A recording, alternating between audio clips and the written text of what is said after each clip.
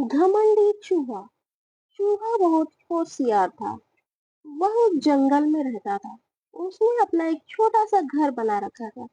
जंगल के पास एक घर था। उसमें एक छोटा सा बच्चा रहता था। उस बच्चे के पास लॉन्ग बूट थे, लेकिन वह छोटे हो गए थे। उस लड़के ने वह फेंक दिए।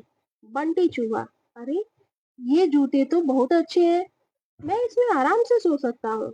बंटी चूहा एक जूते को घसीटकर अपने घर के नीचे ले आता है। दूसरा जूता लाने की उसकी हिम्मत नहीं थी, इसलिए वह उसे ही साफ करके उसमें अच्छे से सोने का बिस्तर बना लेता है। फूलों से उसे सजाता है। बंटी बहुत खुश रहता था।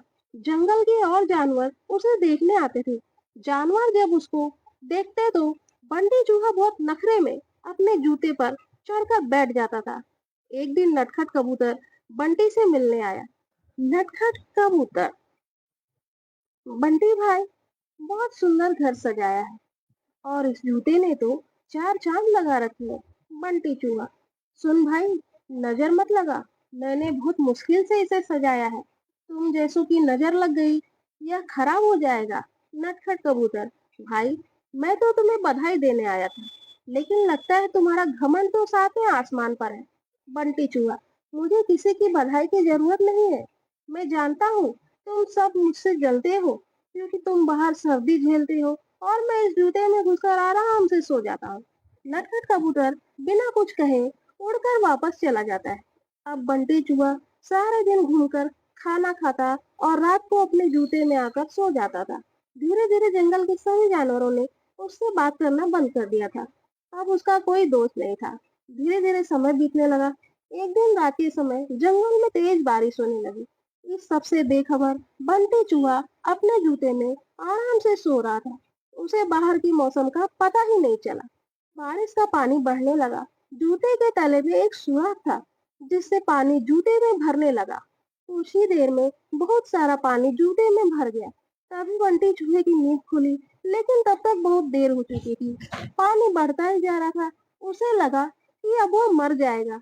बंटी चूहा और जोर से चिल्लाने लगा, लेकिन बारिश की आवाज में किसी ने उसकी आवाज नहीं सुनी। बंटी चूहे को अपनी मौत साफ नजर आ रही थी। वह जोर जोर से उछलने लगा। उछलते उछलते उस जूते के बाहर निकलना चाह रहा था, लेकिन जूता इतना लंबा था कि वह बाहर निकल ही नहीं पा रहा था। इधर दूर एक घोंसले में नटखट कबूतर अपने बच्चों के साथ बैठा था। नटखट कबूतर, बच्चों, लगता है किसी के चिल्लाने की आवाज आ रही है, कोई मुसीबत में है। उसने बाहर निकल के देखा कि आवाज उस जूते में से आ रही थी। वह तुरंत समझ गया कि बंटी चूहा जूते में फंस गया है।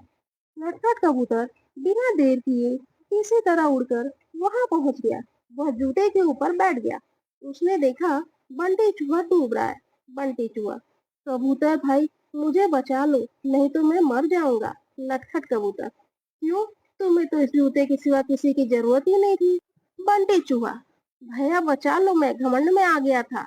यह सुनकर नटखट कबूतर उसे अपनी चोंच से पकड़कर खींचने लगा, लेकिन बंटी चूहे का वजन ज्यादा था। नटखट कबूतर उसका वजन उठा नहीं पा रहा था। नटखट कबूतर, भाई रुको, मैं अभी बाकी जानवरों को बुलाकर लाता।